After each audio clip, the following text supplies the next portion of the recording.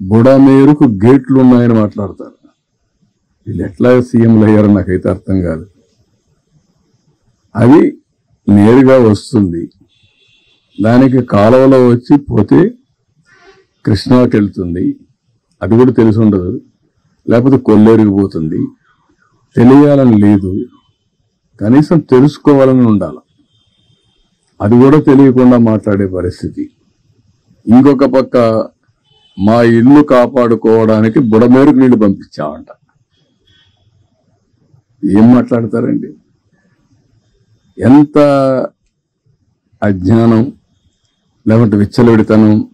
ఏది చెప్పినా నమ్మతారని, ఏదో ఒకటి వాగితే ఏమీ చేయలేదని. వచ్చింది వర్షాలు, నిన్న రాత్రి జరిగింది. తెల్లవారే కొందుకు అందరూ పరిగెత్తి ఎక్కడెక్కడుందో అన్ని జిల్లాల్లో కూడా ఫుడ్ పాకెట్స్ తయారు చేసి కొన్ని ఎయిర్ లిఫ్ట్ చేస్తున్నాం, కొన్ని తెప్పిస్తున్నాం. ఇక్కడ హోటలర్స్ అందరికీ చెప్పాను, ఇది మీ బాధ్యత. గవర్నమెంట్ ఈరోజు మేము డిమాండ్ చేస్తున్నాం, కమాండ్ చేస్తున్నాం, ఆదేశాలు ఇస్తున్నాం. ఎవ్వరికి ఎగ్జంప్షన్ లేదు. మీరు ఇన్ని లక్షల పాకెట్లు చేయాలంటే చేయాల్సిందే. మీరు సప్లై చేయమని ఆదేశాలు ఇచ్చాం. ఎందుకు? దేనికోసం? ఇది పబ్లిక్ ఇంట్రెస్ట్. ఇది మా ఇంట్రెస్ట్ కాదు. ఒక పబ్లిక్ ఇంట్రెస్ట్ అయినప్పుడు, ప్రజలు ఇబ్బందుల్లో ఉన్నప్పుడు ప్రభుత్వానికి ఒక విస్తృతమైన అధికారాలు ఉన్నాయి. ఎంతవరకు హ్యూమన్లీ పాసిబుల్ అన్ని చేస్తున్నాం. బోర్డ్స్ తెప్పించాం, మనుషులు తెప్పించాం, ఫుడ్ అంతా సప్లై చేయించాం. సెక్రటరియేట్ మొత్తం ఈరోజు మీరు చూస్తే కలెక్టరేట్ ని సెక్రటరియేట్ గా చేసుకుని చీఫ్ సెక్రటరీ మొదలుకొని చీఫ్ మినిస్టర్ మొదలుకొని ఇక్కడే ఉన్నాం. దాన్ని కూడా వక్రీకరించి మాట్లాడే పరిస్థితికి వస్తున్నారు. వీళ్ళకు బాధ్యత లేదు, నాకు బాధ్యత ఉంది. హరికేన్ తుఫాన్ 96-97 రాజమండ్రి ఆర్డీఓ ఆఫీస్ ని సెక్రటరియట్ గా చేసుకుని ఆల్ సెక్రటరీస్ రమ్మని వారంలో మళ్లీ అన్ని పనులు పూర్తి చేసి నార్మల్సీ తెచ్చిన తర్వాతనే హైదరాబాద్కి వెళ్ళాను. ఆ రోజు మొత్తం మీరు చూస్తే 21 సీట్లుంటే 99 ఎలక్షన్లో 20 సీట్లు మేము గెలిచాం. అదే విశాఖపట్నం ఉద్హూద్. నేరుగా నేను విశాఖపట్నం ఉద్హూద్ తుఫాన్ వచ్చినప్పుడు వచ్చి అక్కడే ఉండి అసాధ్యం అనుకునే దాన్ని ఒక వారంలో సాధ్యం చేశాం. ఎవరు మెషర్ చేసినా ప్రీ హుదూద్, పోస్ట్ హుదూద్ అని విశాఖపట్నాన్ని అభివర్ణించే పరిస్థితికి వచ్చారు. అందుకే లాస్ట్ ఎలక్షన్ 4 సీట్లు గెలిచాం. ఈసారి అతిపెద్ద మెజారిటీతో గెలిచాం. తిత్లీ అక్కడే ఉన్నాం. ఆ రోజు కూడా సెక్రటరియట్ పండగలున్నా కూడా కాదని అక్కడ ఉన్నాం. 5 ఏళ్లు అంటే ప్రభుత్వం మంత్రి గాని ముఖ్యమంత్రి గాని ఎవరైనా సరే ఒక్కరోజు ఫీల్డ్కి వచ్చారా? ఒక్కరోజు వచ్చాడు ఫీల్డ్కి. అది కూడా రెడ్ కార్పెట్ వేసి పెద్ద ఎత్తున ఫీల్డ్ విజిట్ చేశాడు. మామూలు కార్పెట్ వేసుకొని ఫీల్డ్ విజిట్. ఇప్పుడు పాపం విధిలేని పరిస్థితిలో బురదలో దిగాడు. ఎందుకు? దిగకపోతే గతి లేదు కాబట్టి. ఏంటి రాజకీయాలు, చెత్త రాజకీయాలు? ఏం మాట్లాడుతున్నారు మీరు? మీరు మాకు తుఫాన్ గురించి, సైక్లోన్ గురించి, డిజాస్టర్ గురించి మాట్లాడే పరిస్థితి మీకుందా? తెలుగుదేశం పార్టీ ఎప్పుడు కూడా ఒక బాధ్యత కలిగిన పార్టీ. ఎవరికి ఎక్కడ కష్టం ఉన్నా సమర్థవంతంగా, అది కూడా ఒక శ్రద్ధతో పనిచేసే పార్టీ. పేదవాడికి ఎక్కడా ఇబ్బంది లేకుండా చేయడం కోసం అన్ని విధాల ప్రయత్నం చేసే పార్టీ. దాన్ని వెకిలి చేసి మాట్లాడడం, లేకపోతే వీళ్ళ యొక్క క్రిమినల్ నేచర్, ఆ క్రిమినల్ నేచర్తో ఏం చేస్తారో తెలియదు మనకు. వాళ్లే నేరాలు చేసి ఆ నేరాలు వేరే వాళ్ళపైన వేసి తద్వారా రాజకీయ లబ్ధి పొందాలని ప్రయత్నం చేస్తారు. చాలా మందికి అనుమానం ఉంది రాష్ట్రంలో, ఏంటి ఇవన్నీ ఎట్ట జరుగుతున్నాయని. మామూలుగా నా గవర్నమెంట్లో, నేను ఎప్పుడు గవర్నమెంట్లో ఉన్నా, రౌడీజం కానీ, ఫ్యాక్షన్ పాలిటిక్స్ కానీ, వైలెన్స్ కానీ, లా అండ్ ఆర్డర్ వైలేషన్స్ కానీ ఎప్పుడు ఉండవు. అలాంటిది ఈ మధ్యకాలంలో అక్కడక్కడ తోక తిప్పే పరిస్థితికి వస్తున్నారు. తోక తిప్పే పరిస్థితికి వస్తున్నారు అంటే కొంతమంది రాజకీయ ముసుగులో పెత్తనం చేయొచ్చు, తప్పించుకోవచ్చు అనుకుంటున్నారు. కానీ రాజకీయ ముసుగులో మీరు తప్పించుకోలేరు.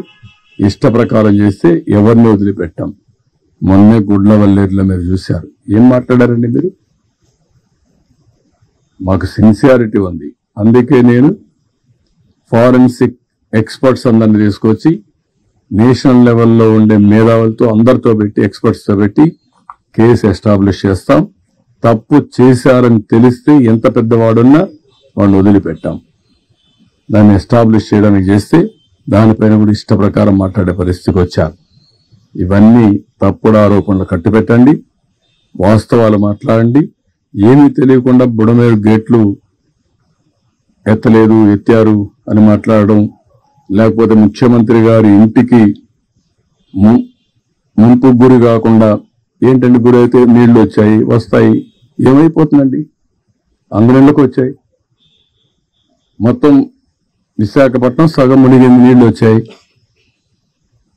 నీళ్లు వచ్చినప్పుడు ఏమవుతుంది? అదే మరికి అమరావతి, ఏదో నీళ్లు వచ్చేసి అమరావతి మునిగిపోయింది, అమరావతి దాని మీద ప్రాపగండా. ఏమీ జరగలేదు అక్కడ. ఇలాంటి తప్పుడు ప్రచారం చేసి, తప్పుడు ఇది చేసి ఏదో రాజకీయ లబ్ధి పొందాలనుకుంటున్నారు. ఇది కరెక్ట్ కాదు. నేను ఎప్పుడు 45 ఏళ్లు నా రాజకీయ జీవితంలో ఇంత పనికిమాలిన పార్టీని, పనికిమాలిన ప్రచారాన్ని ఎప్పుడు చూడలేదు. ఏది ఏమైనా తెలుగుదేశం పార్టీ చాలా స్పష్టంగా ఉంటాం. ఎక్కడికక్కడ ఇలాంటి తప్పుడు ప్రచారాల్ని ఖండిస్తూ ఎవరైనా సరే నేరాలు చేసి రాజకీయ లబ్ధి పొందాలనుకుంటే మాత్రం చాలా స్పష్టంగా ఉంటాం. ఆ విషయం గుర్తుపెట్టుకోవాల్సి హెచ్చరిస్తున్నాం. ఎవరికి ఇవ్వాలి? ఎవరికి ఇవ్వాలి ఇన్ఫర్మేషన్ తెలియదా? గేట్లు ఎత్తడంలో ఇన్ఫర్మేషన్ ఇవ్వలేదా? ఏ గేట్లు ఎత్తేప్పుడు ఇన్ఫర్మేషన్ ఇవ్వాలి?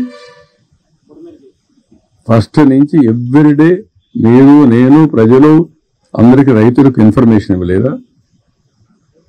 ఆల్ ప్రాజెక్ట్స్ ని జాగ్రత్తగా మేనేజ్ చేస్తూ ఏ ప్రాజెక్ట్ లో ఎంత వాటర్ ఉందని చెప్పలేదా? పైన ఎంతెంత వాటర్ వస్తుందని ఎప్పటికప్పుడు చెప్పలేదా? ఏ రోజు జరిగింది? లాస్ట్ డే ఏదైతే మన సైక్లోన్ క్రాస్ అయ్యేది శ్రీకాకుళంలో, కళింగపట్నంలో క్రాస్ అవుతుందనుకుని అక్కడే క్రాస్ అయింది. క్రాస్ అయిన తర్వాత ఈ రెయిన్ ఫాల్ అంతా కళింగపట్నంలో పడుతుంది అనుకుంటే అంత మునుపంతా రెయిన్ అంతా పడింది గుంటూరు, కృష్ణాలో పడింది. ఆ తర్వాత ఖమ్మం, నల్గొండలో పడింది. నల్గొండ, ఖమ్మంలో పడింది. మళ్ళా ఎక్కడికి వచ్చింది? నేరుగా ప్రకాశంకి వచ్చింది. ఈ మన బుడమేరు కానీ పక్కనుండే ఇంకా కొన్ని డ్రైన్స్ కానీ అన్నిట్లో నీళ్లు వచ్చాయి. దాంట్లో వచ్చిన అడిషనల్ గా వచ్చే వాటర్ ఇది శ్రీశైలం అప్పటికే నిండిపోయింది, నాగార్జునసాగర్ నిండింది, పులిచింతలు నిండింది. అక్కడి నుంచి హెవీ రెయిన్ఫాల్ తో ఆయన్ని వచ్చాయి. ప్లస్ ఇక్కడ పడిన వర్షంతో ఈ నీళ్లు వచ్చాయి. ఇక్కడ ఎక్కువ వర్షం పడింది, లోకల్ క్యాచ్మెంట్ లో నీళ్లు వచ్చాయి. ఆల్ ఆఫ్ సడన్ కమ్ముకొని వచ్చి వీళ్ళు చేసిన తప్పుడు పని, మానవ తప్పిదం. ఆ రోజు వీళ్ళు బ్రీచ్ చేసింది కానీ మేము కానీ చెక్ చేసుకొని ఉంటే, ఆ బ్రీచెస్ క్లోజ్ చేసి ఉంటే ఇప్పుడు ఈ నీళ్లు వచ్చే పరిస్థితి లేదు. ఇది నువ్వు అనలైజ్ చేసుకొని మాట్లాడాలా, తెలియకపోతే నేర్చుకొని మాట్లాడాలా. ఏదంటే ఇది మాట్లాడతాను, ఏదో ఇన్ఫర్మేషన్, ఏమి ఇన్ఫర్మేషన్? ఈరోజు నిన్న జరిగితే ఈరోజు అన్ని జిల్లాల్లో కూడా ఒంటి నుంచి తీసుకొచ్చి 3,50,000 మందికి ఇప్పటికి తిండి పెట్టాం. ఇంకొక 1,00,000 మందికి పెడతాం. ఇప్పుడు రాత్రికి కూడా ఇస్తున్నాం. ఎక్కడ చేయలేదంటే రెడీనెస్ రాత్రికి ఇప్పుడే కదండి. రాత్రి జరిగితే తెల్లవారే కొందికి ఒక 120 బోట్లు తెప్పించామే.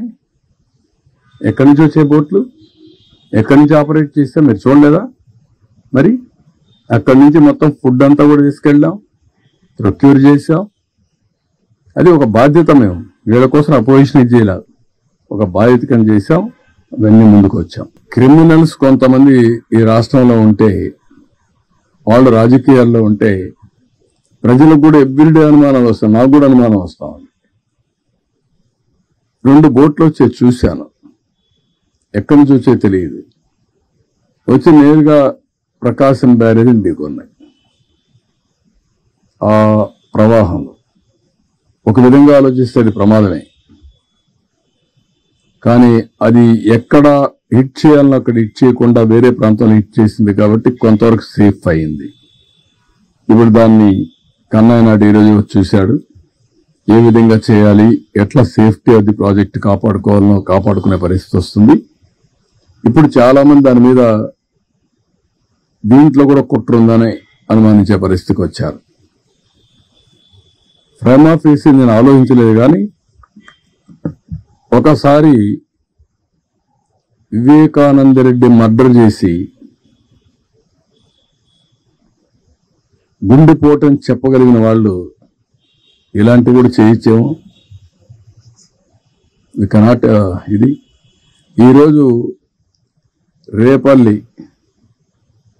ఏదైతే బండ్ ఉందో అక్కడ పెట్రోలింగ్ పెట్టే పరిస్థితికి వచ్చాం ఈ దొంగల కోసం, నేరస్తులతో. ఎప్పుడన్నా ఆలోచించామంటే పెట్రోలింగ్ పెట్టాలని? నాకు ఎప్పుడు లేదు.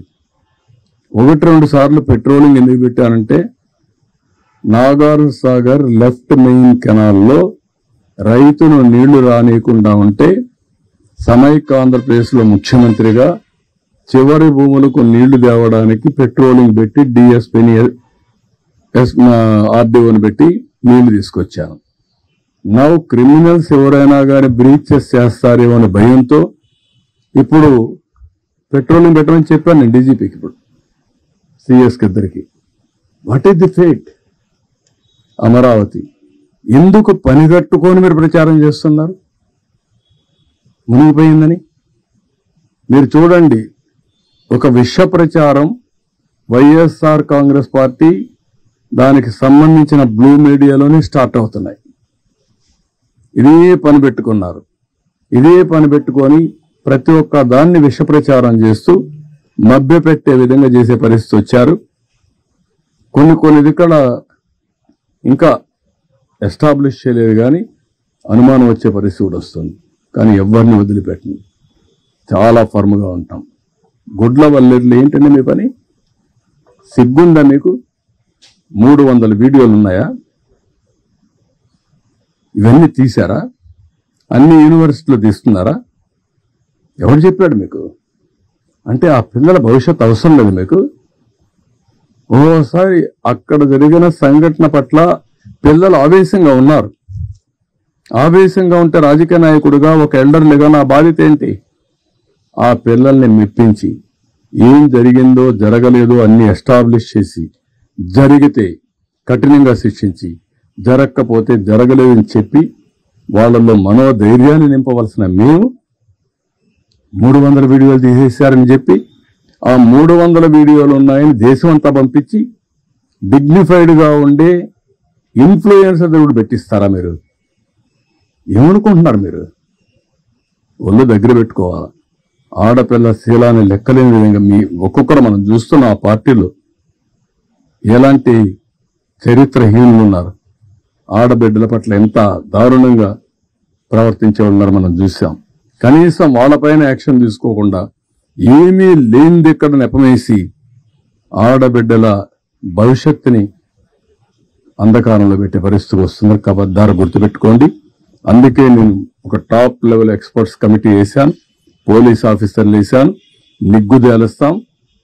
అది నిగ్గుదేల్చడమే కాదు, ఆ తర్వాత ఇలాంటి తప్పుడు కేసులు పెట్టిన వాళ్ళు కూడా నోటీసులు చేంజ్ చేయాలని చేస్తాం.